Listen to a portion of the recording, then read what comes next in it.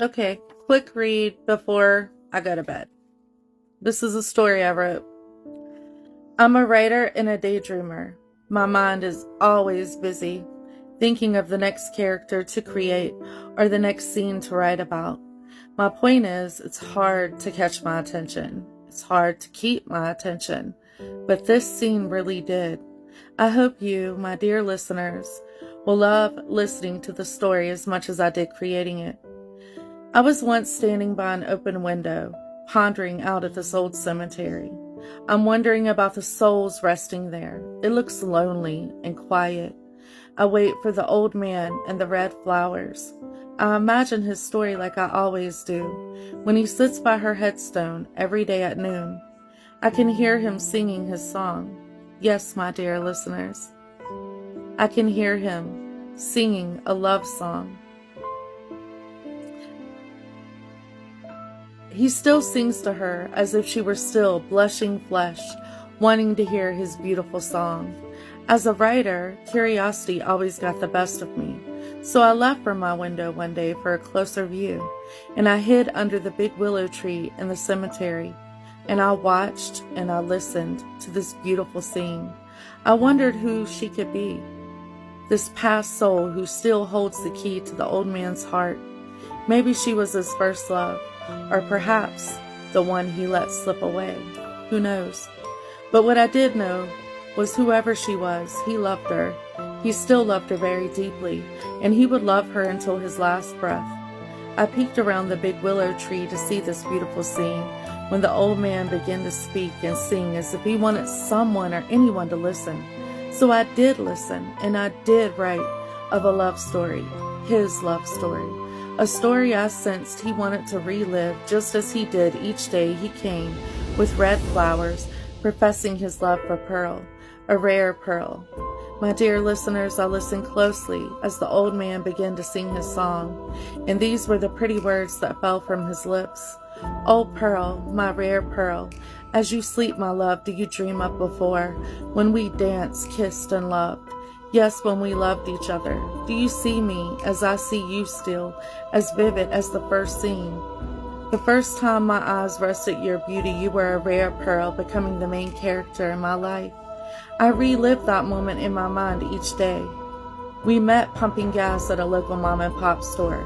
I stared in our passing to pay the store clerk. You short a nickel and I short a breath. Hesitating nervously, I reach across the counter to pay the debt of my newfound angel. My heart was racing rough cells of a pounding pulse through human oceans of butterfly waves. I stood like a gentleman, waiting for your response. Your perfuming skin left the store fragranced with the scent of love, a sweet exotic smell, reminding me of the cosmos in my grandmother's garden.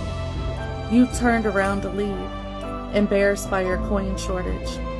Then you looked up at me, eye contact, unspoken words, only a smile as if to say thank you.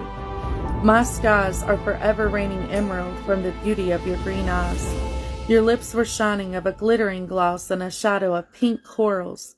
You had a skin tone splashing of plums and browns. You were a breathing creation of some magical painter, perhaps his masterpiece. Not even Monet could have painted any more beautiful of this rare rose from some unknown garden. Perhaps he would have retired his brush, trying to paint such an indescribable beauty that I feel no one could emulate. My love, I remember when our love ended. Yes, I still remember when we said our goodbyes.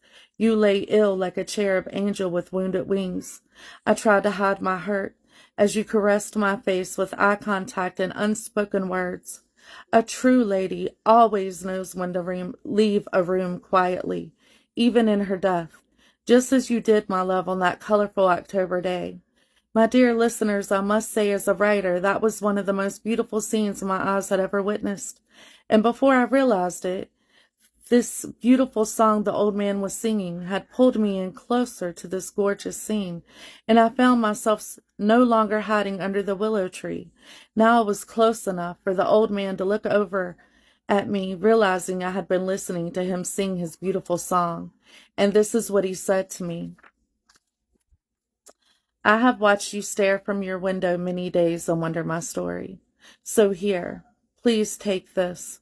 The old man reaches inside the pocket of his top coat, handing me a pen, and he said, if you're a writer, a true writer, then you write of this unforgettable romance I tell you of, because it's as if the past 50 years of my life has been a love affair that should be written about. Writer, I say to you, write for me, because no one can read the unwritten love story within the pages of my beating heart. I want the world to know I loved her, that I loved a rare pearl, the rarest pearl a man could ever find in the sand. I could see tears begin to fall down the old man's cheeks. I can still feel his warm tears drop onto my fingers as he leaned in to politely kiss the top of my right hand that held the pen he had given me. Then he looks up at me and says again, my dear writer, please write and tell the world I loved her. I was curious and anxious like most writers are, waiting and wanting to know more of his story. I wanted to hear more of the old man's words. I wanted to know all about his romance. I was the writer holding the pen, ready to write the story of the bleeding heart of a Romeo and his beautiful pearl. But instead I took a respectful step back, watching him lay those red flowers in front of a headstone that read, a rare pearl I found in this ocean, this big ocean of life. So tell me what you think. I'm really tired, as you can see, but I'm going to do story time every night and read the new stories I write and see what people think. So let me know.